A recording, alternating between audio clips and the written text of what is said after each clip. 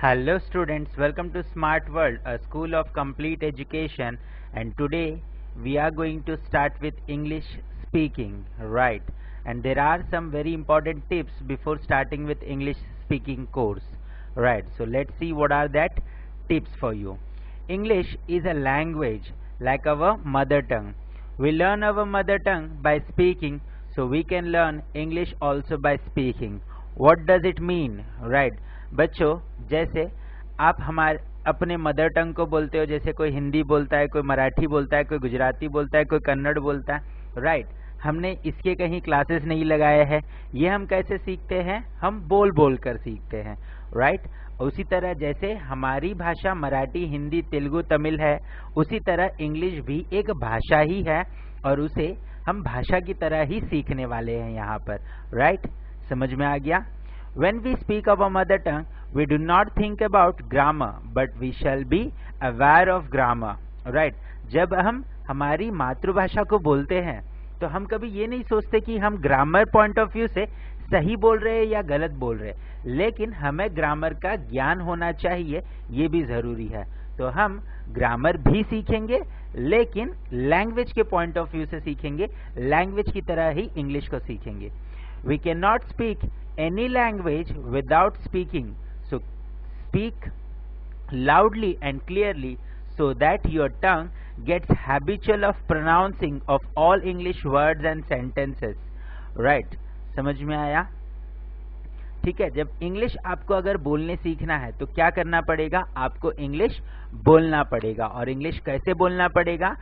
साफ और सरल से शब्दों में, सही तरीके से। आप जब प्रोनाउंस करोगे, जोर जोर से प्रोनाउंस करोगे और सही तरीके से उसका उच्चारण करोगे, तभी ही जाकर के आप इंग्लिश को सीख पाओगे। तो कैसे बोलना है? जोर जोर से बोलना है। Keep thinking about all words you use in your daily communication, how you will use English in that place so that you can develop your sentence construction fast. The more you practice this technique,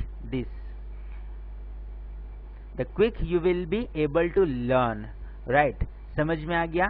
क्या करना है आप लोगों को? जो आप रोजमर्रा की जिंदगी में जो कम्युनिकेशन कर रहे हो, जो आप बातचीत कर रहे हो, वो सारे शब्दों को आप इंग्लिश में कैसे बोलोगे, यह आपको बार बार सोचना है। वो सारे सेंटेंसेस को आप बार बार कैसे इंग्लिश में बताओगे, कैसे बोलोगे, ये सोचना है। अगर 2-4 दिन आपने ये सारी चीजें बराबर से सोची, सुबह से लेकर शाम तक सोची, तो आपको कभी भी इंग्लिश सीखना नहीं पड़ेगा। आप बहुत अच्छे तरीके से इंग्लिश बोल पाओगे, लेकिन आपको कंटिन्यूअस सोचना पड़ेगा। कहीं लिखने की जरूरत नहीं, कहीं कुछ करने की जरूरत नहीं, सिर्फ सोचना है। सोचने के बाद बोलना है, क्योंकि सोचकर अगर सेंटेंस कंस्ट्रक्ट हो रहा है लेकिन आप उसे डिलीवर नहीं कर पा रहे हो, तो भी उसका कोई मतलब नहीं बनता है। तो आपको क्या करना है? जोर जोर से बोलना भी है जो आप कर रहे हो, और उसी के लिए ये ट्रांसलेशन फॉर्म ऑफ मेथड हमने यहाँ पर शुरू किया हुआ है। Okay, this is the translation method of learning English. The more you translate and find the words in your daily life,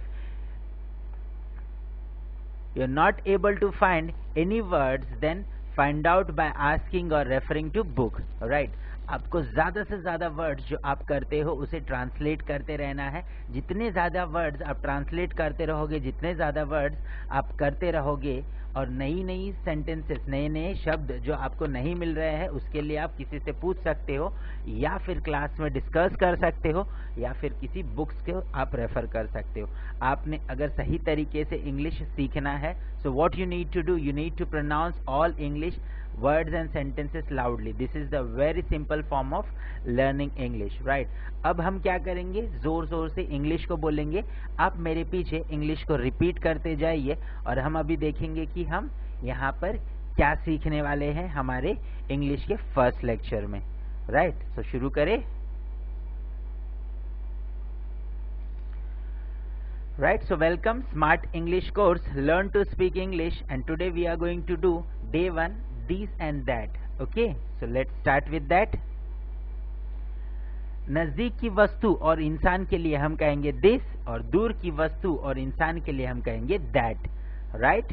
नजदीक की वस्तु और इंसान के लिए हम कहेंगे दिस, और दूर की वस्तु और इंसान के लिए हम कहेंगे दैट।